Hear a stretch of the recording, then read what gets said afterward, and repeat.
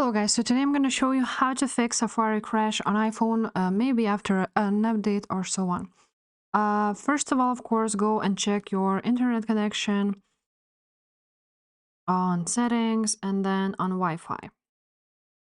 Then if you will be connected to your Wi-Fi, then just scroll down until you see Safari right here. And what I would suggest to do is turn off Safari suggestions. This may be an issue, and also scroll down until you see advanced. Go to advanced, go to website data, and clear all the data from here. Also, you can do this by just right here, clear history and website data, and you can choose last hour, today and yesterday, or all the history, and you can just clear it like this. So that's basically it.